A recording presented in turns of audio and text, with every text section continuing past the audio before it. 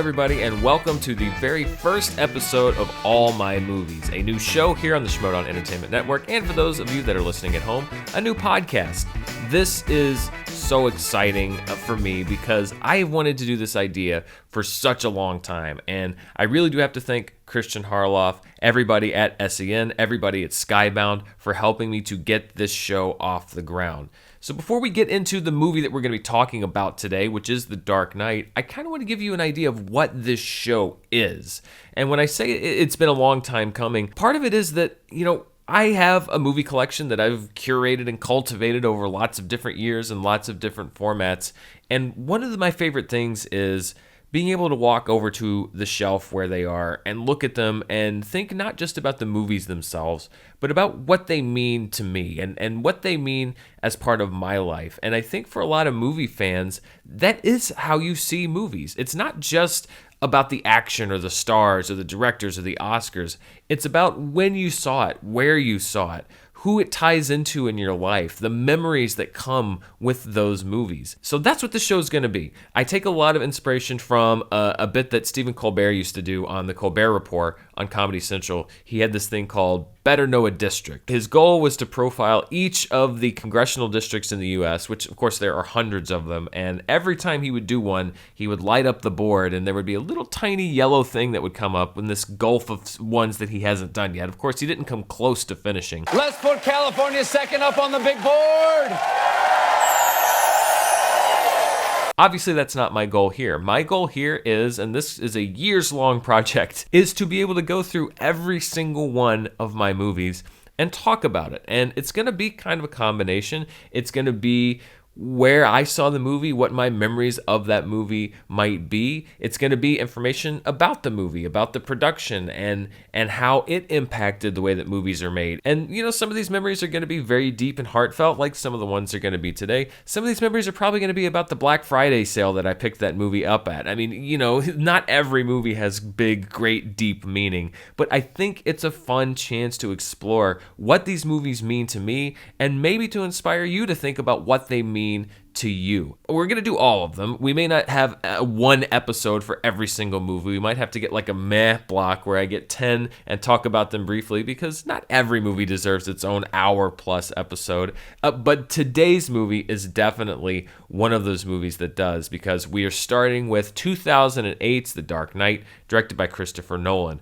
And when we were talking about getting the show started and trying to discuss, well, what's the first episode of the show going to be? Eventually, we landed on The Dark Knight, and it actually works out great for a few reasons. Number one, it's a great movie, and there's a lot to talk about. Number two, The Dark Knight was actually the very first Blu Ray that I ever owned. It's this exact disc. So it makes sense in a show about profiling my movie collection to start with the first Blu Ray that was ever a part of my movie collection. The Dark Knight makes sense for a lot of reasons as far as the movie collection goes, but it also makes sense to kind of show you how this show ties into my memories of these movies, because Batman as a character is one that I have been a fan of literally as long as I can remember. Leading up to Tim Burton's 1989 Batman film, I got super into it. I remember watching the reruns of Adam West and the Joker talking into a hot dog and doing a surf-off with Batman. I think that may have been the first Batman thing that I ever saw. Of course, the movie, Tim Burton's movie,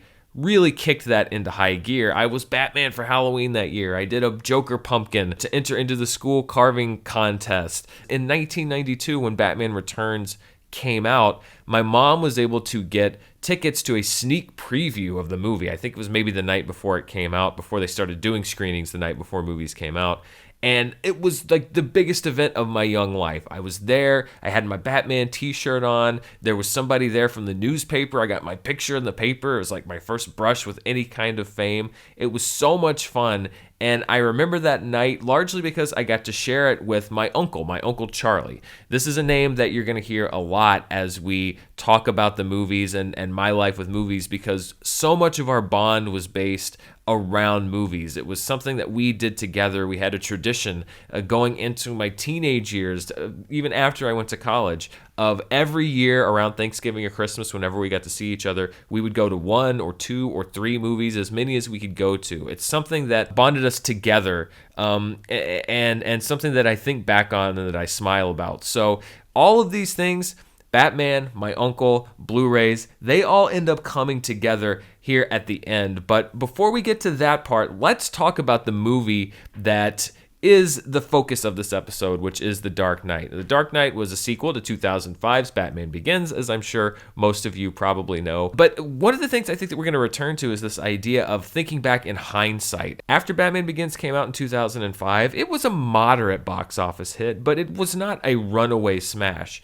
And Batman movies still had a bit of a stink on them because the franchise had famously run out of gas by Batman and Robin in 1997. People were kind of sick of Batman movies. He was a joke. And Batman Begins coming out and doing okay box office wise, but really well critically and with audiences. There was a question about whether or not there was going to be a follow-up to Batman Begins. I never said thank you.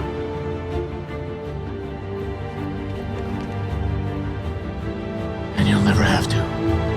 On July 31st, 2006, Warner Brothers announced that Christopher Nolan would be returning for a sequel to Batman called The Dark Knight, the first Batman movie to not have the word Batman in the title. But the even bigger news wasn't just that there would be a sequel to Batman Begins, it was who had been chosen to play Batman's most famous arch nemesis, the Joker. I called Heath and I said, this is what's happening. They're putting together the next Batman film, and the Joker's going to be the villain, and is out of interest.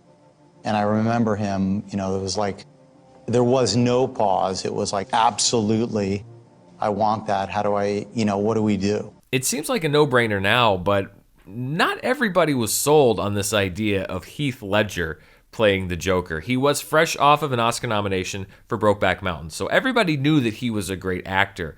But for the Joker, I remember all of the posts and the discussion boards and everyone saying like, oh, I think he's going to be great. He was great in Brokeback Mountain. And then, of course, Brokeback Joker memes and whatever were running around. There was no consensus on this. I think people were either curious and a lot of people were just not on board with this. I was not a huge, not necessarily not a fan of Heath Ledger at the time, but I hadn't seen him in a lot of stuff. I hadn't seen 10 Things I Hate About You at that point. I hadn't seen A Knight's Tale. I hadn't seen a lot of the movies that had brought him success. I'd seen him in Brokeback Mountain, which I thought he was brilliant in, and I had seen him in The Patriot with Mel Gibson, a Roland Emmerich movie that we will cover eventually on the show because it's sitting on my shelf right now. But there was still a lot of trepidation about Heath Ledger, and I think a lot of it was because Jack Nicholson had played the Joker so well in Tim Burton's 1989 Batman that people were questioning whether it should or could even be topped, and this is something that Heath Ledger himself struggled with. I think if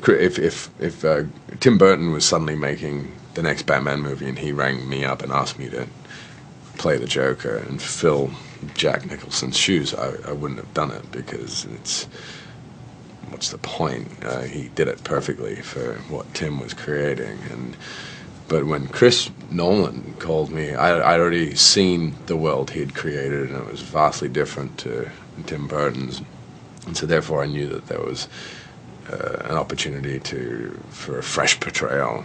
With his cast in place, Nolan began production on The Dark Knight in April of 2007. But as we know about Christopher Nolan, his ambitions go above and beyond those of normal directors. He didn't just want to make the best Batman movie of all time. He wanted to make the biggest Batman movie of all time, which meant doing something that no feature had done at that point, which was to shoot a substantial part of it using IMAX cameras. Now, the IMAX format, which was introduced in Canada back in the 1970s, had really been used for what I call field trip movies. They were movies that you would go with your science class to see at the local Air and Space Center that were about the Space Shuttle Discovery or Mount Everest, or there was one actually that was about Hollywood special effects that I remember very clearly because they remastered the opening scene of Star Wars for IMAX and it blew my mind. But the idea of filming a movie in IMAX, nobody had really thought of that before for a few reasons. The biggest one being there were very few IMAX cameras that were even in existence, and the ones that did exist were big, they were heavy, and they were noisy, which are probably the three things that you don't want in a piece of filmmaking equipment, particularly one that has to move around as much as a camera does. And Christopher Nolan and his crew found out very early on the pitfalls of working with such unwieldy equipment. It was a 5-day sequence, I think sometime after about the second day of using the Steadicam intensively, the arm actually sheared off, it broke off the vest and dropped the camera. Luckily Bob was okay and the camera was okay. The camera survived that encounter, but another one of the 4 existing IMAX cameras wasn't so lucky, as Nolan and his crew filmed the Joker's chase scene with the SWAT van in the lower streets of Gotham. We did destroy one MSM. The problem with working in the IMAX format is there were only 4 of these cameras in the world. Now there are 3, and that was a little depressing for us all, because we grew to quite like these cameras. But I think the piece of film is used in the cut. It was a very dramatic shot, but unfortunately the camera got crushed. IMAX is another thing that I think people take for granted now, that nobody really remembers just how big it was for The Dark Knight to do this. Now every movie is an IMAX, and IMAX exhibition was a thing when The Dark Knight came out. I remember seeing Batman Forever scaled up and projected on an IMAX screen in San Antonio, and that was a big deal. So there had been movies that were shown on IMAX screens, but the idea of filming an entire movie, or at least part of it, in IMAX was so revolutionary, and people didn't even know if it could be done. We've seen so much more experimentation now with how movies are shot and how movies are shown, that it's easy to forget just how much that was a radical idea back in 2008. And I think that so much of why IMAX is a big part of the movie-going experience now goes back to Christopher Nolan's decision with The Dark Knight to do that movie in that format. So even as the movie was being filmed, the promotional campaign for The Dark Knight was already spinning up, and it is one of the most memorable campaigns, at least as in my recollection, for a movie that I've ever seen. There were sites like IBelieveInHarveyDent.com and WhySoSerious.com that launched well over a year ahead of the movie coming out. They were doing promotion for the movie at Comic-Con in 2007 and sending hordes of Jokers out onto the streets of San Diego. It was one of the first times I remember hearing anything coming out of Comic-Con. At Comic-Con, players gathered to take their first orders from the Joker. Working with players online, they scavenged for clues and found a big one typed out in the sky. Players hit the streets dressed as their leader, and Gotham City began to spill out into the real world.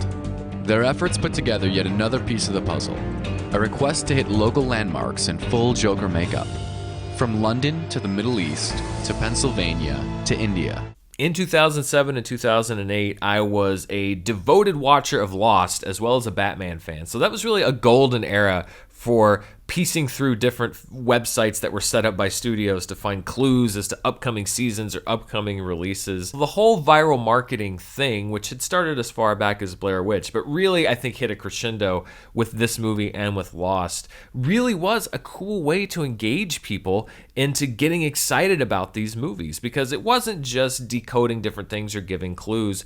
The Dark Knight did things like you have to go out and take pictures of things and send them in, and the more people that send them in, if you go on the scavenger hunt, then it'll reveal certain things and behind the scenes pictures. And the one that I remember was the slow reveal of the very first picture of Heath Ledger in makeup as the Joker.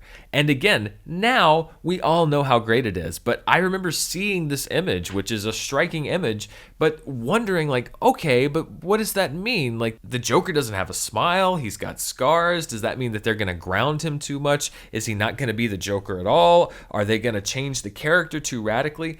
It was a really intriguing look, but I think in a lot of ways it inspired more questions than it answered. But there was an aura of mystery around the entire film. So it's not so surprising that that was the direction they chose to take with the Joker. But it is still so interesting. And this is what I love about movies and how they're released and people of different ages enjoying them. Like, there's a certain generation at this point, because the movie came out 12 years ago, that grew up with The Dark Knight as an acknowledged cinematic classic, a keystone in the comic book superhero genre.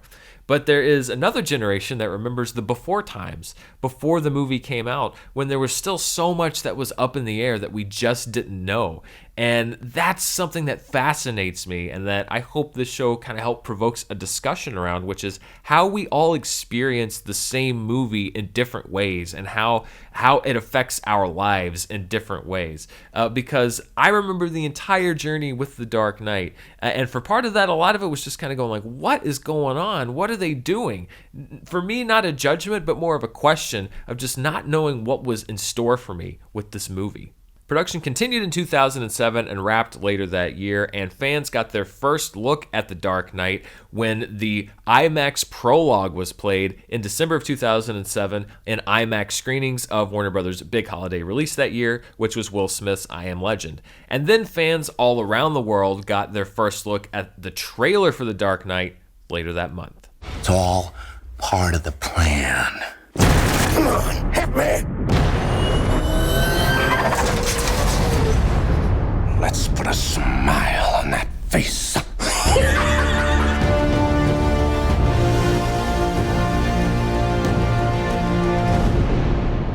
I remember this trailer very well because, first of all, it was your first look at Heath Ledger as the Joker, and I remember going like, okay, that is different.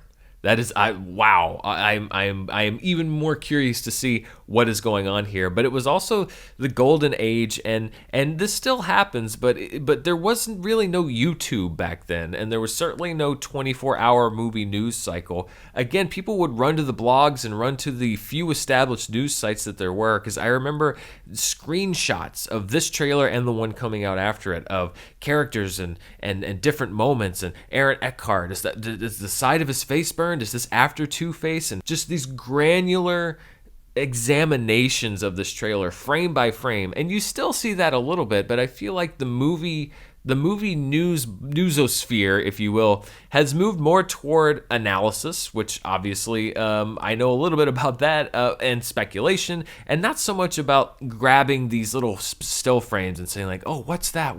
You still see a lot of it, but back then that's really all that it was trying to figure these things out. It happened with this movie. It happened with The Fellowship of the Ring. I remember those trailers being screen captured and shot and saying like, oh, this is the Pass of Karajas. This is what's Arwen doing here? Is Arwen part of the Fellowship? There was a speculation and a wonder that came with movies that were coming out that you don't get nowadays, because now everybody knows everything about a movie except for a very select few before it comes out, because there's stories about them and people find out things and there's leaks. Back then there was this aura of mystery, this shroud that covered a lot of these big films that you just had to wait and find out about until the movie came out. And I think there's something to be said for both things, but I do miss those days where you just didn't really know what a movie had in store for you until you sat down and watched it. You get that with a few movies nowadays, but not as many as you used to. Following the debut of the first trailer, the buzz on The Dark Knight was really building, but then on January 22nd, 2008, the conversation and the narrative around the film changed forever. Actor Heath Ledger was found dead Tuesday afternoon at a downtown Manhattan residence. Police said drugs may have been a factor. Officials said Ledger had an appointment for a massage at the apartment, believed to be his home. The housekeeper, who went to let him know the masseuse had arrived, found him dead. Ledger most recently appeared in I'm Not There, and was to appear as the Joker this year in the latest Batman movie, The Dark Knight. Heath Ledger's death was shocking. It really hit me like a lightning bolt, because you go from this 180-degree turn of anticipating his performance in this movie to finding out that he won't be here when it comes out.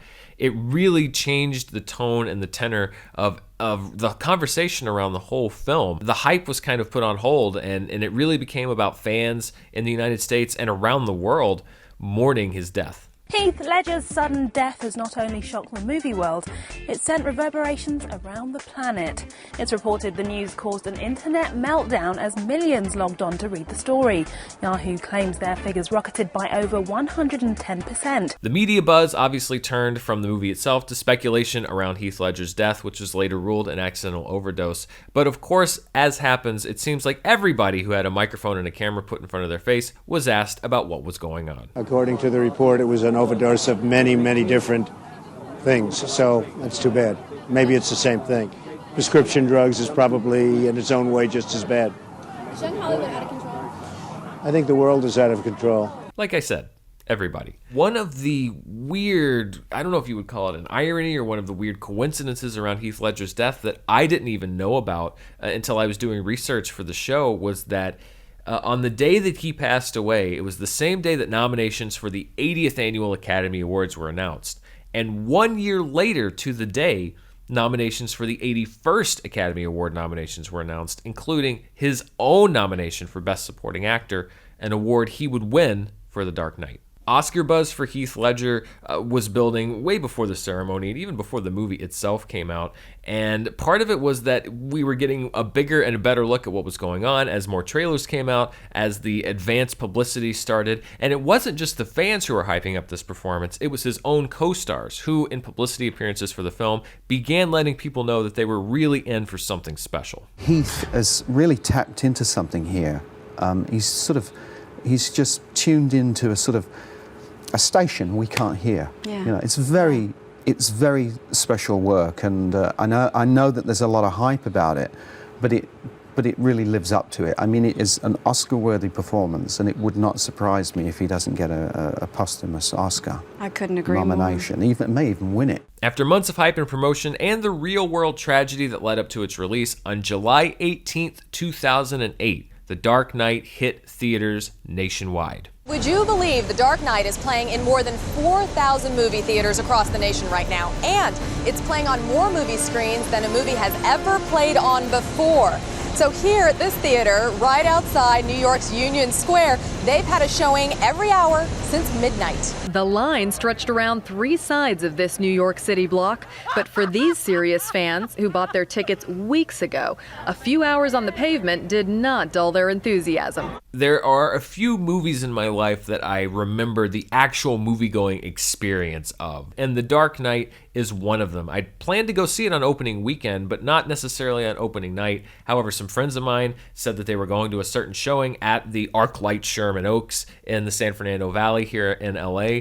And so I remember going online, and maybe one of the first times I ever bought tickets for a movie online, and getting the last seat in the back row. For me, there was so much tied into what was happening before the movie rolled, because as a Batman fan, I was obviously anticipating this movie. I was so intensely curious about what this follow-up was going to be. I liked Batman Begins. I really, really liked it. Could this movie live up to it? What was Heath Ledger's performance going to be like? Where did Two-Face fall into all of this? There was still so much that was yet to be answered about the film that I walked in really not knowing what to expect. There are turning points sometimes where you realize that you're seeing something really special.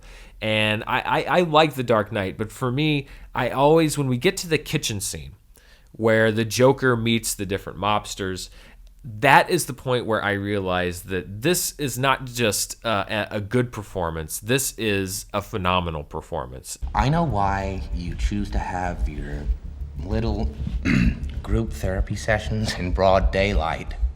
I know why you're afraid to go out at night. The Batman.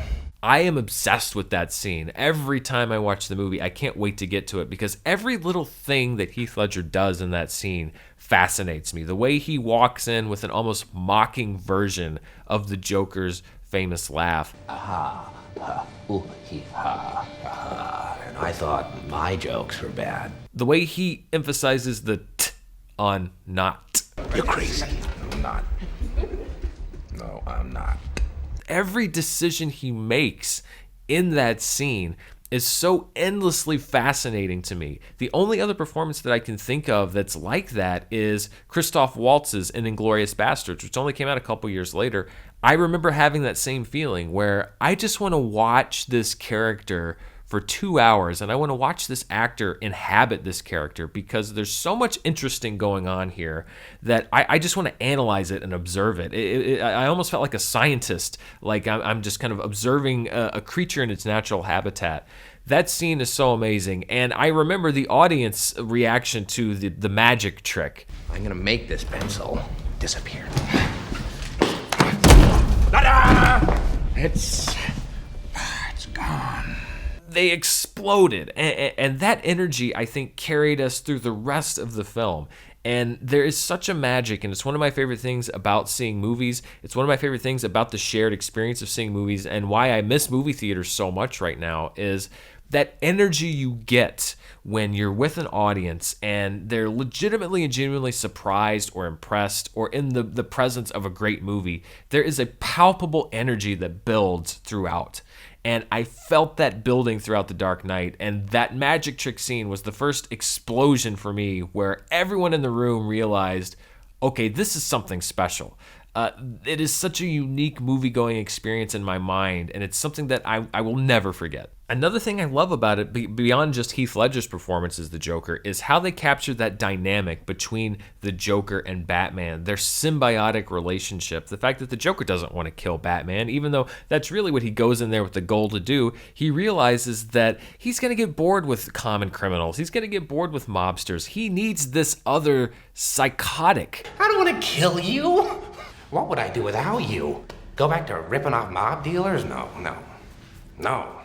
No, you complete me. And that really is what Batman is at the base and the root of it is he's a guy who dresses up as a bat and fights crime independently. It's not necessarily psychologically healthy. And I love that in the comic books and then in this movie, the Joker's really one of the only people that actually recognizes that and wants to push him to his limits because he wants him to realize just how alike they are. And the only time that when I'm watching the movie, when I watch it the first time and every subsequent time that I watch it, that any kind of real world sadness seeps in is in the final scene with the Joker when he says, I think you and I are destined to do this forever. You'll be in a better jail forever. Maybe we could share one. There's such a sadness to me that there was no follow-up that was able to be done with that character. And who knows what would have happened in The Dark Knight Rises and how Joker would have played in if the movie would have been substantially the same.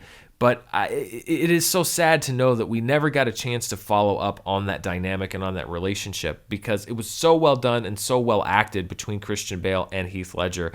I would have paid to see 10 more movies just with the two of them. You're garbage who kills for money. Don't talk like one of them. You're not.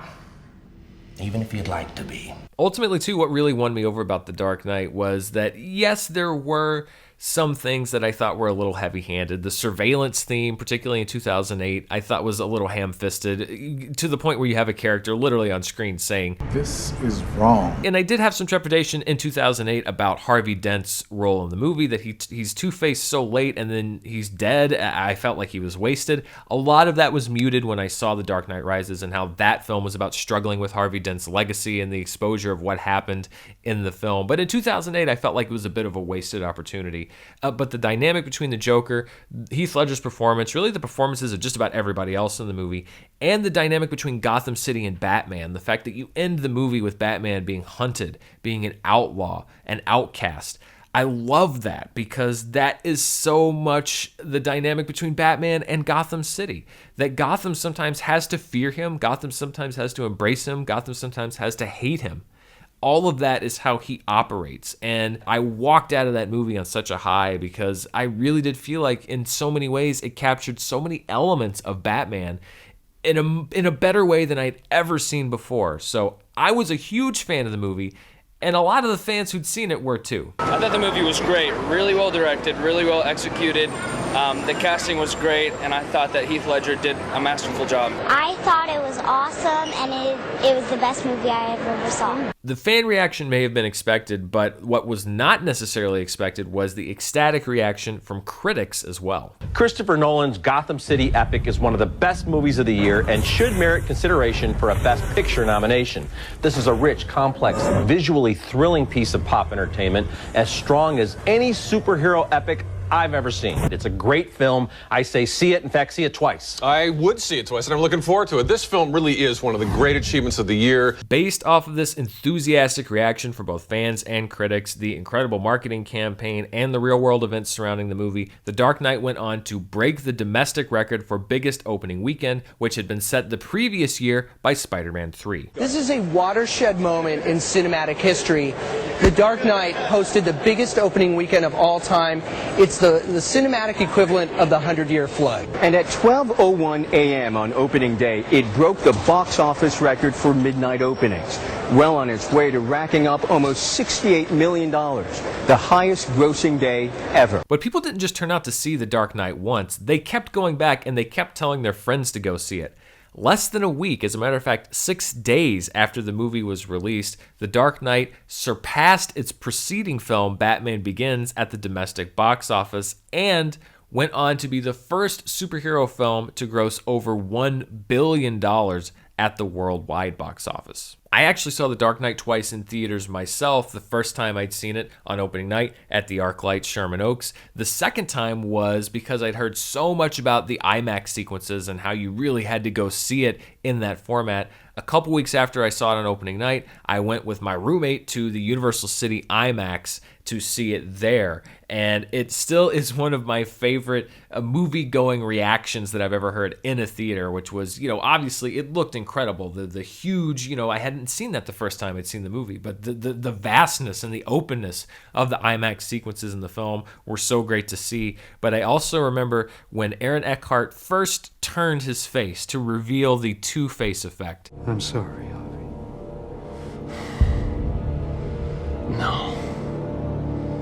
No, you're not. Somebody, and I don't know who you are, anonymous person, but I will remember you for the rest of my life, a couple of rows back from me just goes, "Nice!" I guess he liked the look.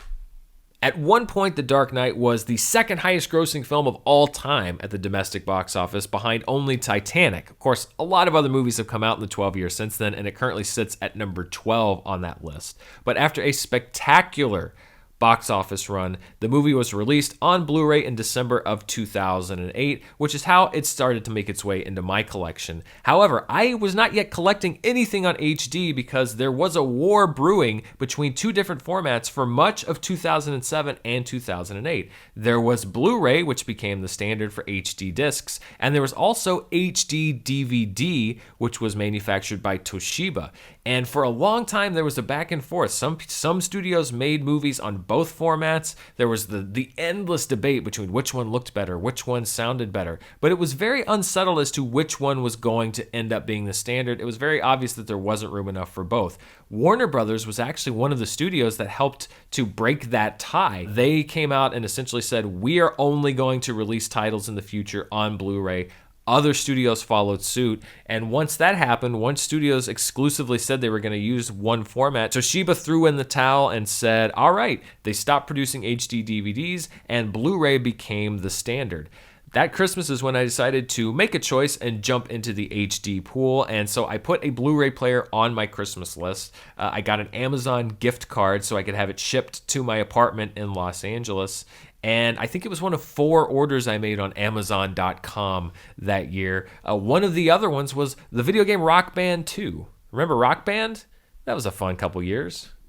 The funny thing is, I actually owned this disc, The Dark Knight, before I had my Blu-ray player. I was in Arkansas visiting friends and family for Christmas, so I had the Blu-ray player shipped to my apartment in Los Angeles, but I couldn't get to it until I got home. However, my Uncle Charlie, I told you he'd be back into this story, he and I went to a Books-A-Million near where I grew up. You remember Books-A-Million? It was a bookstore. You remember bookstores? Those were stores that sold books. At their cash register, they were selling Blu-rays, and one of them was The Dark Knight. And because we had such a history with movies and had such a history with Batman, he asked me if I wanted his Christmas present to me to be this Blu-ray of The Dark Knight. And I said, of course. So we bought the Blu-ray, and I took it home and couldn't do anything with it until I got back to Los Angeles. And it was killing me because I loved the movie so much. I hadn't seen it since July. I was really anxious to give it a second watch. I got in, I plugged in the Blu-ray player, I got it all hooked up, and I rewatched the movie, and I remembered how much I loved it and what I loved about it. And I watched it a lot of times after that, partially because it was one of the only Blu-rays that I had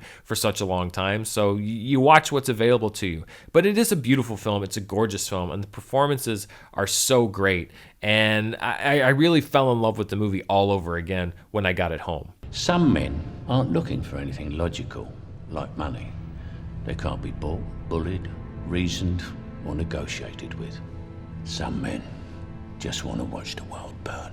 Now, this is a pretty early Blu-ray release, so there's not a whole lot to write home about as far as special features, but I've always liked the packaging. This is the slipcover. It's got that kind of lenticular feel. The disc itself has the Joker on it. The back is defaced in the same way that they did with a lot of the marketing materials where the Joker essentially takes over. Special features wise, there's not a whole lot on there, but what is on there is pretty interesting. There's something called focus points, which you can watch as their own, essentially a behind the scenes making of, or you can watch them concurrently with the movie and click into them when a little disc icon pops up. But it goes into different parts of making the movie itself. And there were a lot of things that I revisited that I enjoyed watching. Hans Zimmer's philosophy on doing the part of the score that he was responsible for. I didn't want to write a summer blockbuster, happy, indulgent score. I wanted something that was truly provocative and people could truly hate. You get to look at Oscar winner Richard King as he designs the sound for the Bat-Pod. Chris had the idea that it should never shift, that it should just keep ascending in pitch like an unstoppable force. We had an idea to use a concept called a shepherd tone, which allows you to continually change the pitch of something infinitely, and it requires that the sound have a specific pitch. And it actually settles something that kind of became an urban legend, which was a lot of people said that Heath Ledger improvised the little pause at Gotham General Hospital where the Joker like hits the thing when things wouldn't blow up. That was not an accident. That was rehearsed, planned, and choreographed, and there is a great behind the scenes about how that sequence came together. What Chris worked out is if we put in a little beat where the first set of explosions stops as if something's gone wrong, and the Joker just takes a second to look around, surprised, like the audience is surprised. Then the major demolition comes in, and he jumps straight into the school bus. In that way, he was able to come up with a practical scenario in which we could actually take a principal actor, walk him out of a building that's about to be destroyed, and literally drop the building to the ground.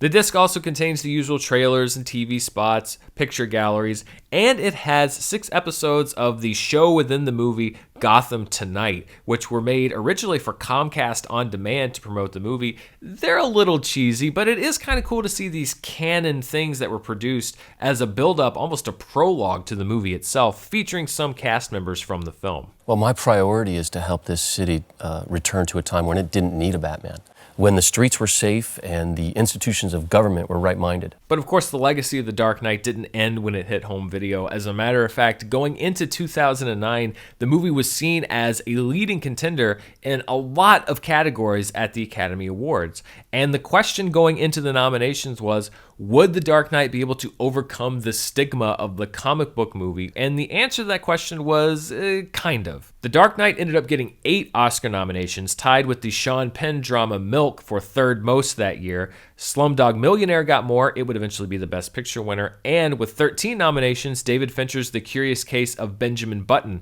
had the most Oscar nominations of any movie that year. 7 of the movie's nominations came in what you might call the craft categories: sound editing, film editing, sound mixing, cinematography, art direction, makeup, and visual effects.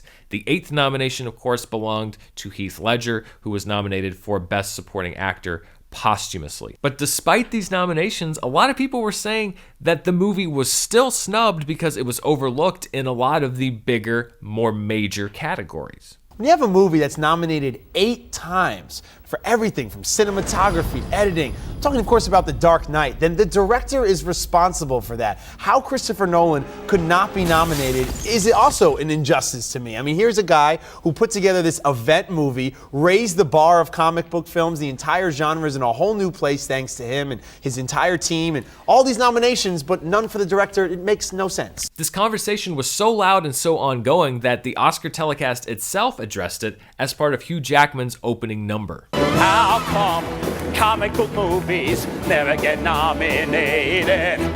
How can $1 billion be unsophisticated? Everyone went to see The Dark Knight. What am I doing you think is not right? In the summer of 2009, a few months after the Oscars ceremony, the Academy announced that they would actually change the rules for Best Picture, allowing up to 10 movies to be nominated each year instead of the standard 5, which had been the rule for decades. And this is another example of how The Dark Knight's legacy extends beyond just its release, because Its exclusion from the Best Picture race was seen as a major motivating factor for the Academy to make these changes, as a way to become more populist, as a way to include films that did well at the box office, that were critically well received, but weren't necessarily seen as Oscar movies. This is how The Dark Knight changed Hollywood. It didn't just change the people who saw it or the genre, it changed the way that the business operates. Heath Ledger's victory on Oscar night 2009 was all but assured. He picked up every major award going into the night. It was a brilliant performance, and there was obviously added poignance due to the fact that this would be the first posthumous Academy Award for Best Supporting Actor. And when his name was announced, he bested a really talented group of other nominees that included Josh Brolin, Robert Downey Jr., Michael Shannon, and sadly, another actor that would pass away just a few years later, Philip Seymour Hoffman. Heath Ledger's family accepted the award on his behalf. This award tonight would have humbly validated Heath's quiet determination to be truly accepted by you all here, his peers, within an industry he so loved. Thank you. Heath Ledger's performance was the engine that drove The Dark Knight, but the movie itself really was, in my opinion, one of the most influential films of the early 21st century. And not just because of what it did as far as filming and exhibition and how it changed the rules for the Oscars, but also because it opened the door for comic book films to be seen as a legitimate genre. And it's not fair, but it's true that before The Dark Knight, even though there had been big hits with other comic book movies, that they had a stigma as being for nerds or being for kids or not being legitimate, not being prestigious enough to be considered real movies. I think The Dark Knight changed that, and I think that when you look at the summer of 2008 and the fact that Iron Man and The Incredible Hulk, the first two films in the MCU, also came out the same summer, Marvel built their own reputation for making great films, but The Dark Knight helped to cement the legitimacy of the genre, which I think helped Marvel films and helped all future comic book and superhero-based films down the line. So while The Dark Knight, you can point to the tangible things that it changed, I also think you have to look at the intangibles and how it brought us to where we are today, to the movies that are hits today, and tracing it back all the way to this movie, showing audiences what is possible inside this genre. The Dark Knight went on to spawn one sequel, 2012's The Dark Knight Rises, and then Christopher Nolan shifted gears to help DC launch its own cinematic universe, serving as an executive producer on Man of Steel and Batman v Superman: Dawn of Justice. And when you look at the films DC has put out since The Dark Knight, obviously to varying degrees, a lot of them have captured box office success, critical success, audience success, but none of them have come close to capturing the zeitgeist the way that The Dark Knight did. That is until 2019, when another DC film was able to make that kind of critical impact. As a matter of fact, it took the mantle from The Dark Knight as the movie with the most Oscar nominations for any film based on a comic book or a comic book character. It would bring an Academy Award to another actor for playing an iconic comic book character, and that movie was 2019's Joker. Really, I'm standing here on the shoulders of my favorite actor, Heath Ledger. So thank you and good night. I was going to say this is where my journey with The Dark Knight ends, but I think with great movies and as a movie fan, your journey never really does end with a movie that you love because you're always finding something new. However, this is where this episode is going to end. Thank you so much for listening to the first edition of All My Movies. Again, I have to thank Christian Harloff, the Schmoedown Entertainment Network, and Skybound for getting this show off the ground. I am really looking forward to working with everybody in the days and weeks and months, and if we're going to get to every one of these movies, years to come. One thing that you can do if you are listening to this at home, if you could go to the Apple Podcast feed and please leave us a review and a rating, that would be so helpful. That really helps this show grow as we're getting it off the ground. So if you liked what you heard and you want to leave some feedback, or you know what, if you didn't like what you heard and you want to leave some feedback, go over to Apple and let us know what you thought of the show. That would be much appreciated. Also, if you want to show some appreciation for the Schmoedown, there's new limited edition merchandise that is available for a short time at the merchandise store. You can find those links down in the description. One of the designs, and I'm pretty happy about this, is one that just says GOAT, and the O there is the buckle of that championship belt that you see sitting behind me. Now, I'm not saying that I'm the GOAT. It doesn't say Dan Murrell the GOAT. It just says GOAT. So whoever you think the GOAT is, if you want to support them and wear that shirt proudly, go pick that up right now, because you're not going to be able to do it for very long. If you think it's me, if you think it's Rachel Cushing, I don't mind. However, if you want to wear that shirt and say you're the GOAT, get ready for the real GOAT to challenge you, because you're going to have to prove it. But if you want to support the GOAT, grab the shirt. Thank you so much for watching and listening. I'll be back next week with another classic movie and a very special guest. I cannot wait for you to hear this interview. I'm so excited. But until then, it's time to go back on the shelf. See you next time.